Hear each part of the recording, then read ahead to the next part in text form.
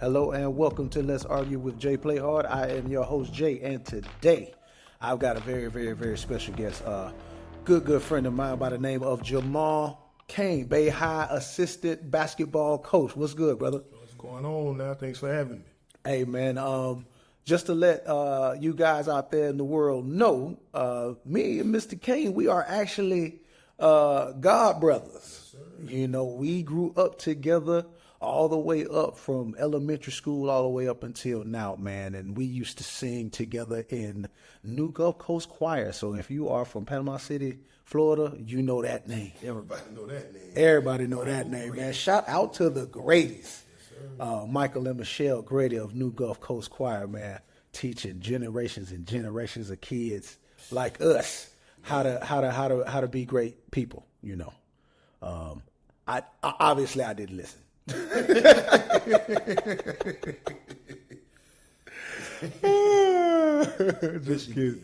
Just kidding, boy. Just kidding. But yeah. So new opportunity here at Bay High after coaching at Mosley High School. Tell us how did you get into coaching here in Bay County, Florida? Man, first I started off going to the games like everybody else, you know, yelling in the stands, "Hey, get back!" You know, and then they say if you want to teach, you got to go to practice. So I got in with my god brother Mike Grady. You let me come on. You know, you got to show consistency because if you're going to help kids, you got to be there. That's the first thing. So he got me on. I helped him out there. I enjoyed it.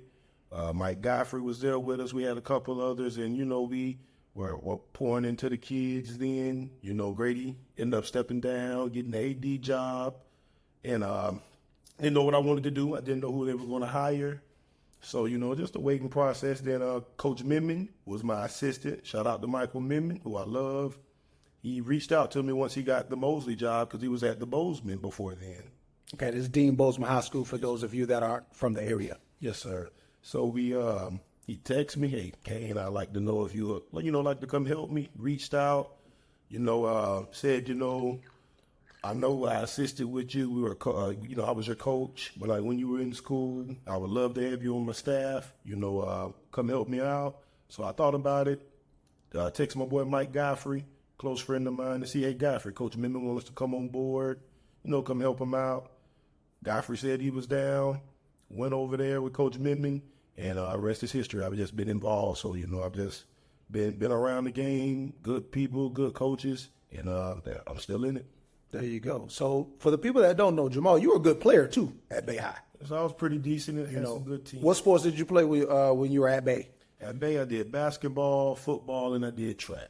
Well, I still got the high jump record. I like to hold that. You still got the high jump record at Bay, or is it county? At Bay. Oh, at Bay. Record Okay. holder, baby. You walk in there, you're going to see that banner. Just look, you'll see it. There we go. So you are quite accomplished and quite, how do I say, knowledgeable on the game of basketball. Yes, sir. Everyone in the city knows that you know, the rec center is where you find all the hoopers in the city. Yes, sir. You know, and if y'all don't know, if you're not from my city, let me tell you a little something about Jamal Cain, man. This cat could jump out of the gym. Like I'm glad he was on my team. I'm glad he played for Lynn Haven. I'm gonna tell you that right now. But anyway, we gonna get into a little more of your coaching story. So you say you started at Mosley. What year was that? Got to Mosley, I want to say that might have been 2017, 2018. Might have been 2019, 2018. One of those. Okay.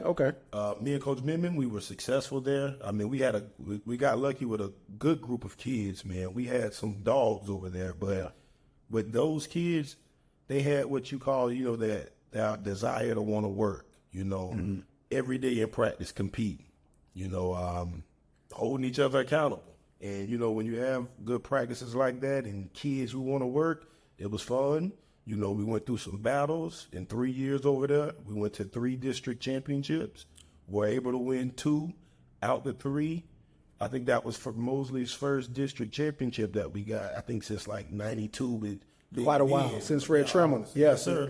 Since Fred Tremmel. Yeah. So, you know, that meant a lot to do that for them, but that team put in work. I mean, we had some good players, and like I said, we had Coach Midman there, and he was, pretty good at what he does. And man, the guys put in the work. So when you got guys that put in the work, it's fun and it's easy, man.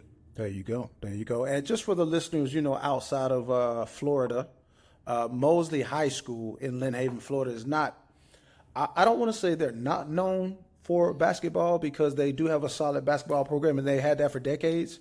But it's definitely a baseball school, I'd say. With football, yes. Yeah, baseball be number one, football be number two. That's true. But under you guys, they were extremely successful. I do remember that. Relevant, made them back relevant, and just the force with Mosley. We were pretty good when we were there, not taking anything from anybody else, but they just competed, and that's all you could ask for. There you go. There you go. So when you talk about culture, everyone wants to talk about culture. In the NBA, it's heat culture. You hear that a lot. That's a buzzword now. How important is that in a high school basketball locker room? It's very important, because culture that's everything about how you represent yourself. You got to have a strong program. Nobody wants to go to a program that's wild, just wild, no discipline. You got to have structure to have a program, and that's part of their culture. So it's very important, and it's easier for the kids, so they're able to transition. So if they want to play at the next level, or in life period, if it's not even basketball. There you go, yeah. You got to be able to transition and understand, you got to have that discipline and structure. So culture is very important. So you said discipline multiple times. So I'm guessing discipline is key in the culture of what you guys are trying to implement here at Bay. Yes, sir. Okay. Definitely. We want to implement discipline. And what that is going to teach the kids to trust the process, You got to be able to stay disciplined in games and in life when it's easy to look like to go on the other side. There you go. But guess what? Every time the grass ain't green on the other side, sometimes you got to stay there and be disciplined and play your role. Mm-hmm. And that's what we want to implement at Bay. They got some talent there. Yeah. Nice young kids, talent, man. It's gonna be fun just to be back, at my alumni. I love it. It still feels surreal, though, just being out there, seeing the colors walking in the gym. Man, red, black, and white, y'all. Red, black, and white. That is black and white. So you come, Bay High is gonna be pretty exciting, but we definitely gonna implement that discipline and get them playing with that red pride for sure. Yeah. And just giving a little more backstory to Bay High's history in basketball. They are the preeminent basketball program in Bay County. They have been for a long time. I'm not afraid to say that. There have been other times where teams like Rutherford High School have come on and won some districts in Mosley as well. But in our area, Bay High is the Duke of this area, per se. And to have you go back there, knowing your history there, knowing the Grady's history at Bay, locally is something that's very, very exciting. I'm looking forward to seeing what you and the rest of the coaching staff are going to do. Now, moving on to the real reason why I got you on here. NBA. Oh. See, I can't talk X's and O's with you about Bay because we don't want to give away any trade secrets. But I can ask you about X's and O's when it comes to this NBA playoffs and how they have played out and the lack of LA teams left in it. You didn't have to do that. Now that hurt. Anybody that knows me know I love my Lakers. Oh Lord, let's talk. So the LA Lakers were gentlemen swept by a Denver Nuggets team who was not at full strength.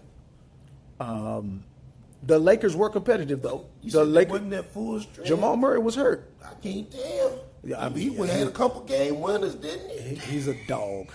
That's my Shout out Jamal Murray. That's my cousin too. You're Jamal. Don't ask about the last. That's his spirit animal. But the Lakers were competitive though. Do you feel that Darvin Ham needed to go? You never want to, put it on the coach, because I feel like the players I mean, it wasn't him who missed shots. That was out there late. I felt like we had plenty of opportunity to win the game. So I can't say solely on him, but I do feel like you got to know your personnel. Certain guys I thought should have played more, but I don't just want to solely put it on him. I don't never want to just throw nobody on the bus because I felt like it was collective. There you go. You got to own it. We just weren't good enough. Their supporting cast was better, but it hurt me. But I feel like Goat James, and I'm going to call him Goat James. Goat James did his thing. Now, Anthony Davis, I was actually proud of because usually I'm one that's critical of him because I'm scared if he blow his nose, sometimes his back might go out. Hey, that's true. But That's he true. lived up to expectations this year, and he balled out. And Joe, that's a heavy guy to deal with. That ain't no small task. But you gotta just be able to make shots. We just weren't good enough this year. Simple. I can't even make excuses for my boys. Everybody know I'm a diehard Laker fan, but Denver, they whooped up on us. Jamal Murray, they made plays down the stretch, and it's all about those little things. You gotta rebound down the stretch. You gotta be able to sometimes lock up on your man and say, "Hey, he's not scoring." But man, Denver, shout out to Denver though. They playing like champions, and as you see, down 2-0, they go get 2 in Minnesota. Yeah.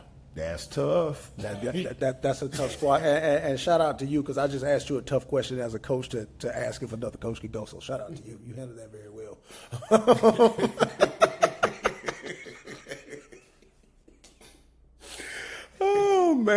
Oh man! I cooked it. I put him in the cooker that time, y'all. He got out of there. But okay, I mean, yeah, I agree. I think the Lakers definitely need to add some more shooting. Most definitely. And add another big body because AD is taking a load down there. It's taking a toll on him. But he did sign that contract too. So yes, he did. But if you want to win a championship, you gotta have pieces. You gotta have pieces. And personally, I think. What do you think about this? I'm gonna just run this by you real quick, and we'll go to who's still in the playoffs. But what do you think if the Lakers trade up just a little bit in the draft and go get Zach Edey from Purdue? 7-footer. He's going to slip because they think he's slow. Joker's slow too, though. So you just need to got to make him work on the offensive end, right? But I think that's true. But I think when you think of 7 foot, dude, would you think he could move like Embiid? No. Because Embiid is a good, I don't know how he's going to translate, I'm saying. I'm not saying he's going to be bad. But that'll be interesting. But the Lakers I like what they got, but definitely a solid big. Maybe. Could work, you never know. But that would be that's interesting. I mean, because you got to think the Lakers are pretty strapped, cash-wise, pretty strapped, draft pick-wise. I definitely like Austin Reeves, but D'Angelo Russell, I mean, I gotta have consistency, and you can't go scoreless in 2 other games. So, do you take D'Lo or do you take Trae Young? I'm going with Ice Trae. Even with the defensive issues. Yes, I'm going with Ice Trae because he's going to make those plays at the end. Like you said, defensively, I had those bigs back there, but I like Trae, man. Trae Young, I think that'll be a good fit with us. I like Trae offensively. I think he would allow LeBron to be fresher because he could carry the scoring. He can shoot. He can shoot it. He's lights out shooting. He could carry the scoring some of the nights in the regular season when LeBron isn't logging all these minutes at 40 years old. But, man, the Lakers got to figure it out. But what's so weird, though, with the Lakers is like, yeah, LeBron's old, we talk about, but it's crazy how they can be up. Soon as he goes sit down, the lead evaporates just like that. And that's what I'm saying. I think Trae would help with that. Yes, sir. If you give Trae Young a 9-point lead and LeBron goes to the bench, Trae Young with his shooting, if they're playing well defensively, Anthony Davis on the court, that's what as well, right? And Austin Reeves is a solid guard. I feel like he's that old junkyard dog type of guard. Yeah. I want to say, I think I heard an announcer say, call him Hillbilly Kobe, R.I.P., but he plays hard. I like Austin Reeves, and Austin Reeves is maturing year after year. Man. His game is just taking leaps and bounds every year. So he's got all-star potential maybe one day. If cards go right, plays well, he could be a guy that could have an all-star year one day.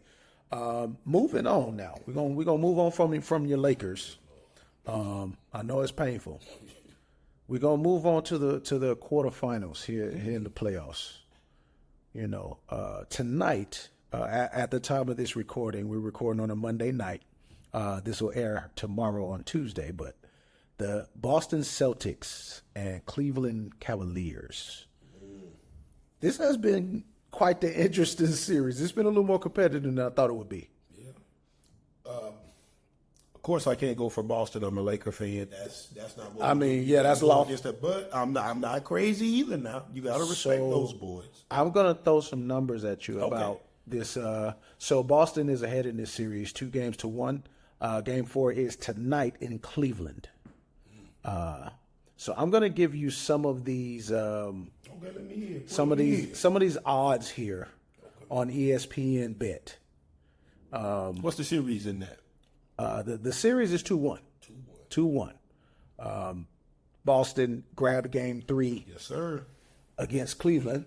But to me, the Celtics are playing to the level of their competition. I'll get into that in a second, but the odds on this game. So ESPN Bet has the Celtics as 8.5-point favorites on the road in a game 4. Back again. In a game 4. Ooh. Do you take the over? If you're a betting man, if I tell you, hey, this one bet is going to get you $1 million, are you betting the over or the under? Listen, I watched a little bit of that game. The Celtics did look good. I might have to get the over because I believe they could get that, judging how poorly that Donovan Mitchell hadn't had any help. So you taking the Celtics? I mean, I said over under, and I'll sound like an amateur gambler right now, but I meant the spread. Are you taking the negative, or are you taking the points? I'm gonna take the point. You're gonna take the points. So you're taking the Cavaliers plus 8.5? Ooh, I lied. No, I'm not. You got to think the Cavs gonna come out and fight now. I think so too. I like them at home with the Cavs tonight. Cavs. I'm going on a limb. I'm taking the Cavs. I think you're taking the Cavs to win. I think they're gonna win tonight. Ooh. I'm taking them to win. I can't see them losing both games in Cleveland with Donovan Mitchell and Evan Mobley. He's been balling. And what's the other guard they got? Darius Garland. He got to come through for me. He got a max contract. I need some max numbers tonight. Okay. Come on, all right. We calling it out. Let's believe it. Now I'm gonna switch over to Hard Rock here, and we're gonna look at Darius Garland. Ooh. The over under for his points. We're gonna look at this. We're gonna see, and then we're gonna check it now on Hard Rock. Cleveland is a 12.5-point underdog. They actually giving them more points on Hard Rock, so that's good to know. That is interesting. But player props. So we've got Darius Garland under or over 19.5. If I'm betting, I'm going under because I believe he's only averaging 14 points. And if I know that, it's not good. Okay. But I'm hoping he goes over because if I need Cleveland to win that game. There you go. If I was a betting man, you're going with the under. You're betting with the average. Okay. All right. So I'm gonna give you one more over under on player props. Now Jason Tatum and Jaylen Brown, they've been lights out. They are not the problem. they are gelling right now. They are balling. So combined points, Jason Tatum and Jaylen Brown, under or over 70. So that means on average they would have to score 35 apiece. Man, that's a tough one. And I'm not even a betting man, but I'm gonna say under. I'm gonna go under tonight. Under tonight.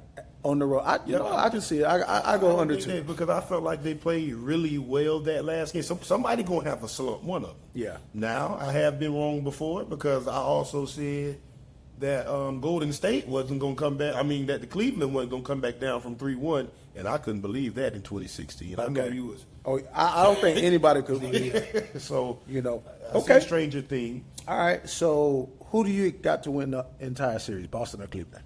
Definitely Boston. Okay. Better team. I just hope Cleveland can make it interesting. And just like that, Cleveland got a half a point on Hard Rock. They are now 13-point underdogs. Cleveland. Let's go. I think I'm gonna take the 13, unless somebody's not playing. Let's see. We got So next one. Okay. Thunder and Mavericks. Now this is a series that has kind of played out in the opposite of how I thought it would. I thought it would be 2-1 Thunder right now, but it seems that the experience from the superstars, the youth, got you. is showing at the end of games. Tonight, it's in Dallas for Game 4. The Thunder are a 1.5-point underdog. That's almost even. That's almost even. So I'm gonna just ask you, who do you think will win the game? Well, I'm going with Luka. And let me tell you, I like them. You got Luka and Uncle Drew. And OKC, like you say, that youth, they got some nice young pieces, but, I'm going to go with season on this one. Some vets. What they say, experience. You can't teach experience. You can only go through it to get it. Now, and then how Uncle Drew dribbling that ball, I thought he ran by my damn steps the other day. And you know what was crazy to me? He didn't even have a great game last game. He didn't even have a great game last. So Dallas wasn't even firing on all cylinders, and Oklahoma City couldn't take advantage of it.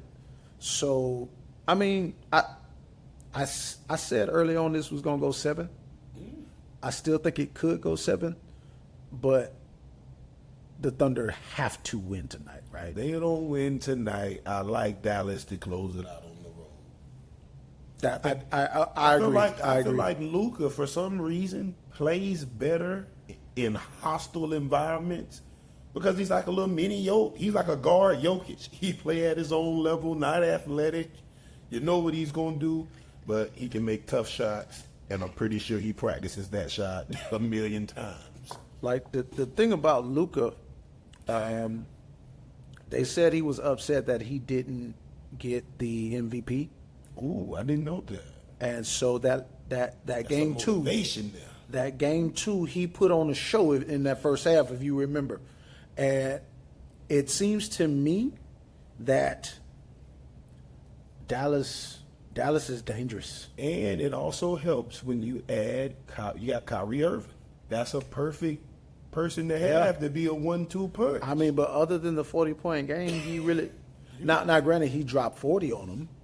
But it's that threat, though, Quiz. But that's what I'm saying. Yeah, and that's what I was about to say. Yeah. And they got another kid, I think, over there. Was it P.J. Washington or something? P.J. Washington. That's been standing on business. Standing on business, been energetic. And you got to have those type of players to bring that energy in the playoffs because you got to have role players. Yeah, that's true. That's true. And Dallas, I think the athleticism in the front court is giving the Thunder trouble. Gafford has been running up and down the floor, doing his thing, and Chet is having to adjust to playoff basketball. Chet Holmgren is going to be a great player. Yes, he is. Now, I will say to this, too, though, Shea been balling. I mean. It ain't Shea. It ain't on Shea. And isn't it crazy? Sorry I'm going off topic, but he was with the Clippers. Who knew he was that good? That's crazy. Steve Presti, the GM for the Thunder. Yeah. Well, look, Bing, where your little bell at?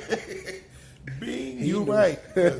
It's crazy that that's wild, but that was a great pickup. And I expect OKC to fight, but just not this year. Your youth, and they'll be a force to be moving forward. But this year, I think they might get closed out on the road, but maybe not. We can have a Game 7 to talk about that, and you can let me know how wrong I was.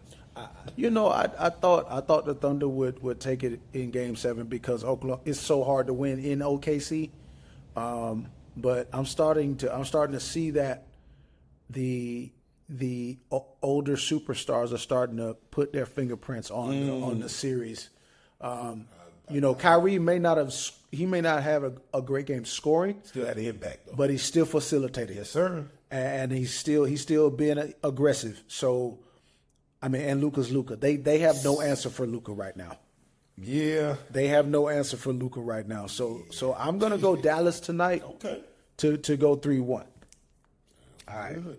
Now going on, we got to talk about all of them now. Yes, sir. Who Gotta got talk- next? We got to talk about all of them. So we're gonna talk about Indiana and New York.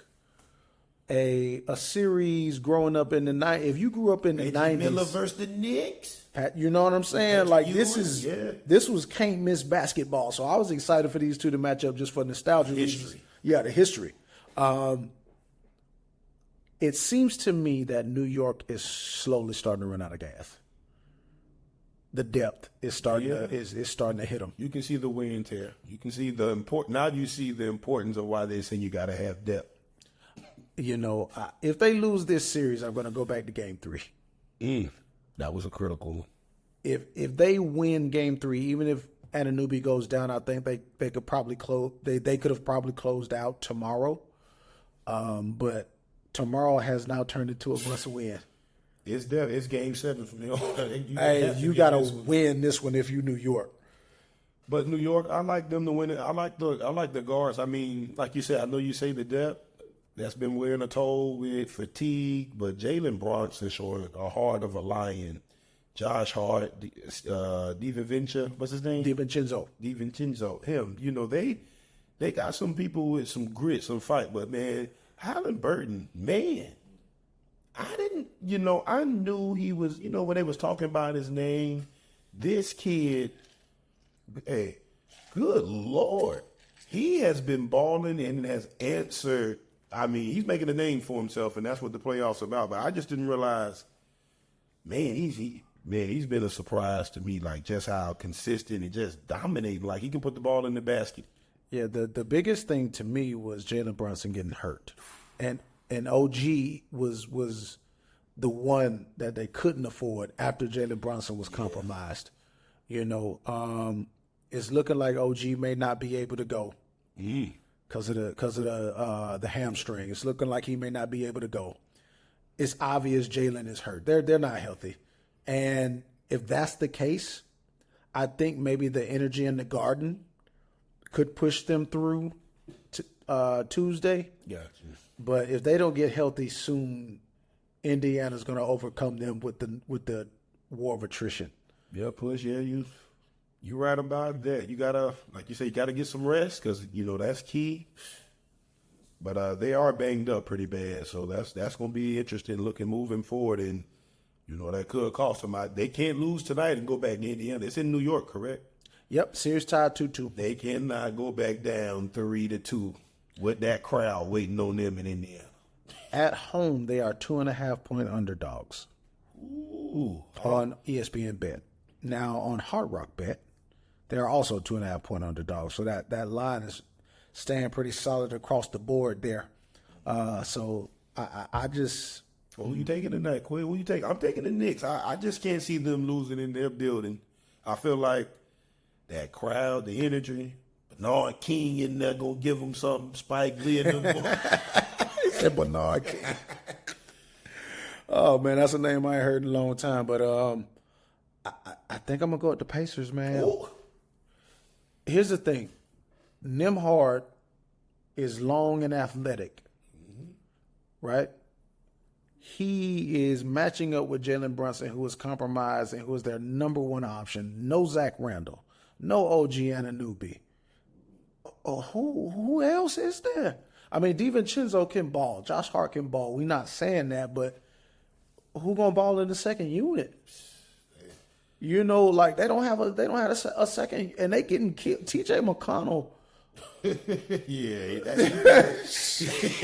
that when you got to call his name. TJ McConnell comes off the bench in the first quarter and outscores the Knicks. That ain't. That's what happened the last game. So I just, I don't know. Hey, look, it's gonna be live tonight. Just know I keep it quick. I'm gonna text you tonight after. We're gonna see. I hope he answer now. Make sure we got this Now- recording. I'm right. Now, the last series we have to talk about is the one everybody has been talking about. Yeah. Because Denver, Minnesota. It's been we got the closest thing to 1988 Mike that I have seen since Kobe in this series. This series has been so entertaining. I am talking about the Denver Nuggets and Minnesota Timberwolves. been a good one now. This may be the start of something serious because Anthony Edwards like to talk that talk. Yeah. He living up to it too, you know. Anthony Edwards dropped 44 last night, even though they lost. Anthony, it was not his fault. And I saw a dunk that reminded me of Mike. Ooh, then you got to be careful mentioning that name. Listen, I said the same thing you said. We're going to get to the series in a minute. But I got to give this man his flowers. He's definitely playing at an extremely high level. I mean, the boy absolutely dog, and he's playing defense. Y'all hear that, kids? Defense. Two-way. Not running from any challenge. You see him on Jamal Murray. Two-way. So he's been working, man, in Denver. I mean, Jamal Murray is just something special. I mean, the buzzer beater at the half was the dagger. But guess what also led to that? 2 turnovers. Yes, sir. You can't turn the ball over. Look, that reckless turnover, you thought, oh, he gonna heave it. It's a thing in basketball. You know, everybody that plays sports knows. It's called Uncle Mo. That's your momentum. Yes, sir. When you lose momentum, it flips just like that, a switch. So a momentum, and that carried over to the second half. It sure did. Because if you remember correctly, Minnesota cut into the lead, had it down single digits, as I want to say. Sir. Got back-to-back turnovers. I want to see it was a dunk and a half-court dang 3. And went into the half down 14, and they never recovered. But I mean, this guy, Ooh. Anthony Edwards, man, the dunk in the second half. Yeah, Anthony Edwards is. Golly, bro. You know, and I'm trying to hold in my fandom so I can accurately. Man, hey, he's expensive. I mean, his athleticism is off the charts. Crazy. Crazy. I remember when he called KD, when that series, the last series he did, when he came down, man, that boy done like a grown man. Yeah. But the thing I will say about this series, if you were Minnesota, you had your chance to stomp them out. And Karl Anthony Towns disappeared last game. I got to call a spade a spade. Yeah, you had a double-double. Yeah, you had a double-double. But at one point in time, he was like 3 for 13 or something like that. And that was everybody has always said that was his problem, like disappear. Always had the talent. At home. To me, You can't disappear like that at home, bro. You definitely can't, especially with Anthony Edwards. All he needed was another person to pick him up, because I feel like it's about matchups. Minnesota got the matchup. They got the bigs. You got Towns who can score and, still get a bucket. Big Rudy, he got to play a little tougher. I seen him out there fly. If you 7 foot and flopping like that, Yoke gonna put that chest in you, boy. He sure is. You saw Yoke? Yep. He turned. Hey, look, Yoke say you too light, boy. Hey, he's too light, and Yoke he's already ahead. Like, when he catches the ball, he's already 2 moves ahead. He know I'm a turn fake. He's real good, and that's just fundamental. Just little things, And he's Best player in the world. MVP. His game is so boring. He reminds me stylistically Well, Quinn, of Tim Duncan. Look, Quiz, if I can win, how many MVPs he got? 2? 3. 3? Oh, I'm sorry, Yoke. I ain't mean to disrespect you. I heard your brothers like to fight. 3? 3 with a ring? I take boring. I be boring all day. But see, that's what I'm saying. He reminds me of Tim Duncan, stylistically. And what they call him, Mr. What? The big fundamental. The big fundamental. Tim could pass, to play defense, but he couldn't score like Yoke. But and he wasn't as big as Yoke. But guess what? Also, they could do that we haven't said. Shoot free throws. Yes, that's what I'm saying. And it's like you can't do anything but respect it because no one can stop it. The shot is so ugly, but he makes it every time. One thing about it. Yeah, it's ugly, But when it's going in, I ain't never heard a coach tell somebody to stop. You're right about that. So going into Game 5 in Denver, the Nuggets are 4.5-point favorites. The road team has won every single game this series, but I think that stops in Game 5. I think the Nuggets will take this game. Quiz, I'm going to have to go with you on that. My cousin Jamal said he ain't having it, and he still hasn't had a good game, but he's a gamer. Jokic, Denver, oof. I expect it to be a close game, but I think Denver gonna pull it off. I would like Minnesota to get it because Anthony Edwards. You can't ask no more for that kid than what he's doing. What he's giving, yeah. Carl Anthony Towns, the Eiffel Tower. That boy is starting to look like. they gotta get better defensively. Oh man, gotta protect the rim. I think the turnovers did have a lot to do with the discrepancy in what they give up normally and what they gave up the other night. But they've got to get better defensively. That's their calling card, and you did not do it well the last 2 games. They did not.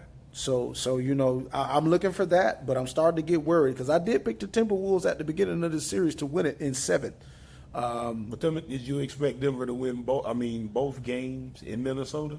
I didn't expect the road team to win all 4 of the first games. I did not. I thought it was going to be 1-1 on each floor. Gotcha. But, hey, we shall see. I think Minnesota will probably take Game 6. And then we got a Game 7 for all the marbles in Denver. Well, I tell you what, I sure hope Minnesota wins tonight because they don't need Denver to. Denver, they're the champs. They're defending champs for a reason. Yeah. And the champ's going to fight. So, like you said, they had the opportunity, let 2 games slip. If I was a betting man, I would have took Denver to at least win. Minnesota to win at least 1 game on the road. Yeah, at home. Yeah, at home. I'm sorry, at home. I'm talking about on the road. They had both games at home. I wouldn't expect them to lose both. But, Denver are the champs. You have to give them credit. Jamal Murray, showed up and showed out. Yeah. But regardless of the outcome, Ant-Man is definitely here to stay. Most definitely. Most definitely here to stay.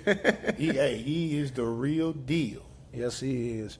So we've come to the end of the pod, and we kind of covered all of the NBA, and we're getting ready for this season. A lot of preparation going on right now in these camps for the kids and everything like that. So is there anything you want to tell the people about that you may be doing in the next few months? Well, we don't have any camps or anything set up, but just be lookout. We're going to be, in the gym at Bay High, getting ready for the summer. Summer coming up, big part of the program. Everybody want to know how Bay High going to look with the coaches. I say just look out for us when we get in our first tournament. You'll be able to see what we've been working on inside the gym. Because Harrison Avenue on fire right now. We about to be putting in work with the kids and, just putting that red pride back over there like it needs to be. I'm happy to be back at my alumni. I appreciate them giving me opportunity, and we're going to work hard to represent this county and this school well. All right. And everybody, if you do not follow already, you can follow the Playhard Facebook page if you want to argue about some of the topics that we talked about today. If you got a different opinion, that's why the show is called Let's Argue. So you just need to follow at JAY.playhard and just let me know what you want us to talk about, and we'll get on here and argue about it. Also, we are on all of your favorite podcasting platforms such as Spotify, Apple Podcasts, Amazon Podcasts, and YouTube. So give us a follow. We'll be doing a lot more of these things, live streams, just continuing to grow, continuing to get out there in the community and interview the people that watch these games and get their opinion on it. So we're going to sign out now. Y'all have a great day, and see you later.